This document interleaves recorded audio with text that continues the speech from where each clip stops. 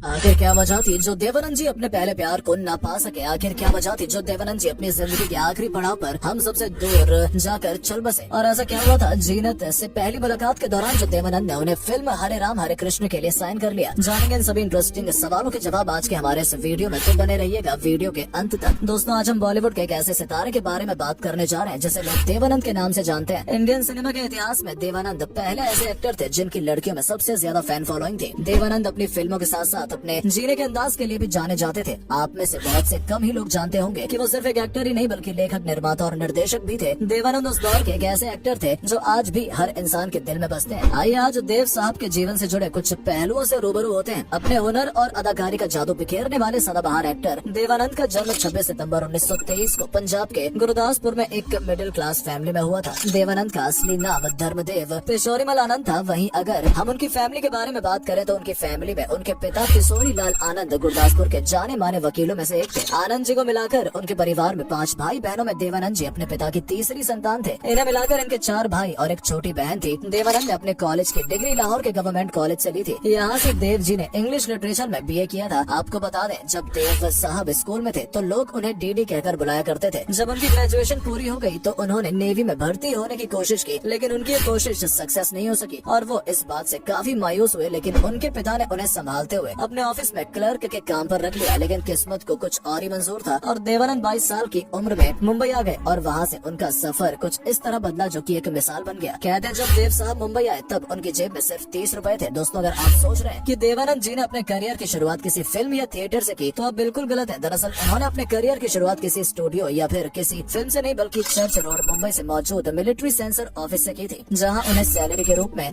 165 रुपए हर महीने मिलते थे। बाद में अकाउंटेंट के तौर पर इन्होंने एक कंपनी ज्वाइन की जहाँ उनको सैलरी 85 रुपए मिला करती थी। इसके बाद उन्होंने अपने बड़े भाई आनंद की इंडियन पीपल्स थिएटर एसोसिएशन को भी ज्वाइन किया। दोस्तों, आपको बता दें देवानंद अशोक कुमार जी से काफी इम्प्रेस थे और अशोक कुमार की फिल्म अछूत कन्या और किस्मत के बाद से उनकी एक्टिंग पर देवानंद फिदा हो गए थे और उन्होंने भी तय किया कि वो भी एक्टर बनेंगे। और यहाँ किस्मत ने उनका साथ दिया और अशोक कुमार की नजर देवानंद पर पड़ी, जिन्हें देखकर उन्होंने बॉम्बे टॉकीज की फिल्म जिद्दी में काम करने का ऑफर दिया। ये फिल्म 1948 में आई। इस फिल्म में उनके साथ एक्ट्रेस सुरैया थी जो कि उस समय की जानी मानी एक्टरों में से एक थी। देवानंद इस रोल को पाकर इतने खुश हुए मानो उन्हें दुनिया की सारी दौलत मिल गई हो। ये फिल्म औरत पर बेस्ड थी। इस फिल्म की शूटिंग के दौरान सुरैया और देव साहब काफी क्लोज भी आ गए थे और उनकी ये बॉन्डिंग उनके फैंस को काफी पसंद आने लगी थी, जिसके चलते दोनों ने साथ फिल्मों में काम किया और उनके द्वारा की गई सभी फिल्में बॉक्स ऑफिस पर हिट साबित हुई। इन फिल्मों की लिस्ट में विद्या 1948, जीत 1949, शहर 1949, अफसर 1950, नीली 1950, दो सितारे 1951 और सनम 1951। इसके अलावा भी देवानंद जी के काफी मशहूर फिल्मों में काम किया है, जिसमें हेरा फेरी,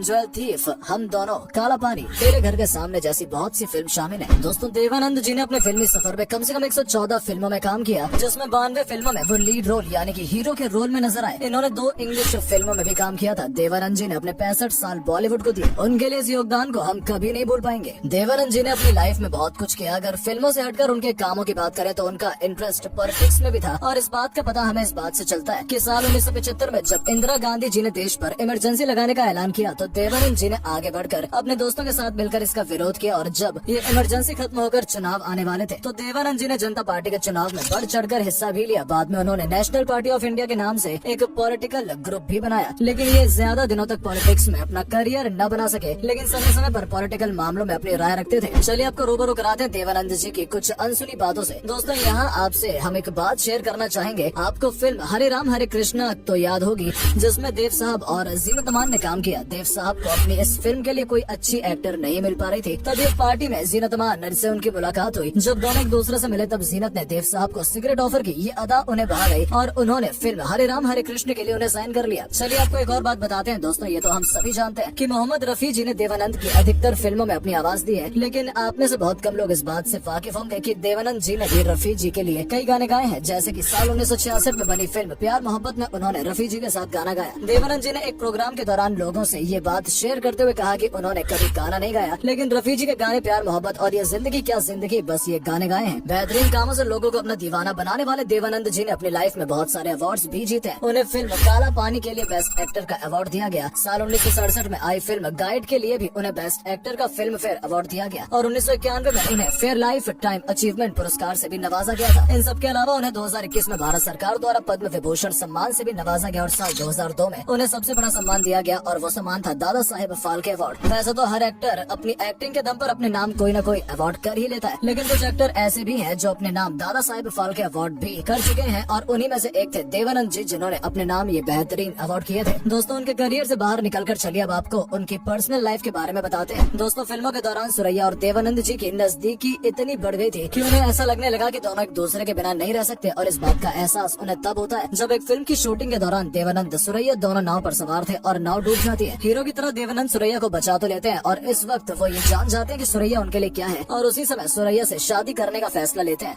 आपको बता दें, उन्होंने 3000 की एक अंगूठी देकर सुरैया को प्रपोज भी किया था, लेकिन सुरैया के परिवार वाले इस शादी के खिलाफ थे। हालात कुछ यूँ बिगड़े कि देवानंद और सुरैया की कहानी अधूरी रह गई। दोनों की राहें जुदा हो गई, लेकिन आपको बता दें कि सुरैया देवानंद से तहे दिल से प्यार करती थी, जिसके चलते उन्होंने अपने घर वालों की बात तो मान ली, लेकिन कभी किसी को भी और से रिश्ता नहीं जोड़ा और ताउम्र कुंवारी रही। ये बात अलग है कि देवानंद की लाइफ में जरूर कोई आया, लेकिन जो जगह सुरैया की थी वो जगह उन्होंने किसी को भी नहीं दी। इसके बाद उनकी लाइफ में आई कल्पना, जिन्होंने देवानंद को उस टाइम पर संभाला और देवानंद के उनके साथ कई फिल्मों में काम किया और लोगों को भी इनकी जोड़ी काफी पसंद आई। देवानंद ने कल्पना के साथ आंधिया, टैक्सी ड्राइवर, 9-11 जैसी फिल्मों में काम किया। वक्त का पहिया धीरे धीरे आगे बढ़ता गया और देवानंद कल्पना के काफी क्लोज आ गए, जिसके चलते इन दोनों के बीच प्यार बढ़ गया और फिर इन्होंने शादी कर ली। दोस्तों, पहला प्यार कभी नहीं भुलाया जा सकता, लेकिन वक्त किसी के लिए नहीं रुकता। देवानंद की लाइफ में भी वक्त आगे बढ़ा कल्पना के साथ। चलिए अब जान लेते हैं देवानंद जाने से पहले कितने करोड़ की संपत्ति छोड़ गए हैं। तो दोस्तों, आपको बता दें, देवानंद जो अपनी एक फिल्म का 50,000 से ज्यादा चार्ज किया करते थे। आपको बता दें, देवानंद जी पहले ऐसे एक्टर थे जिन्होंने जुहू में एक बंगला बनवाया था जिसकी कीमत करोड़ों में है, जहां उन्होंने अपने परिवार के साथ 40 साल बिताए हैं। उनकी बहुत सी यादें उस बंगले से जुड़ी हैं, लेकिन अब वो बंगला बेचा जा चुका है। देवानंद जी को गाड़ियों का भी बहुत शौक था, जिसके चलते देवानंद जी के पास एक से बढ़कर एक शानदार गाड़ियां हुआ करती थी। अपने चाहने वालों को हमेशा खुश देखने की हसरत के लिए देवानंद जी अपने सफर के आखिरी पड़ाव में हम सबसे दूर दूसरे देश में जा बसे। देवानंद नहीं चाहते थे कि भारत में उनके चाहने वाले उनका मरा मुंह देखें, इसलिए उन्होंने जिंदगी के आखिरी पर लंदन में बिताने का फैसला किया। हर दिल अजीज इस अजीम एक्टर का लंदन में दिल का दौरा पड़ने से 3 दिसंबर 2011 को 88 वर्ष की उम्र में निधन हो गया, लेकिन उनका नाम बॉलीवुड के इतिहास में स्वर्ण अक्षरों में हमेशा लिखा रहेगा। दोस्तों, आज का वीडियो बस यहीं तक। वीडियो पसंद आई हो तो वीडियो को लाइक और ज्यादा से ज्यादा शेयर करें और पेज को फॉलो करना ना भूलें। धन्यवाद। फॉलो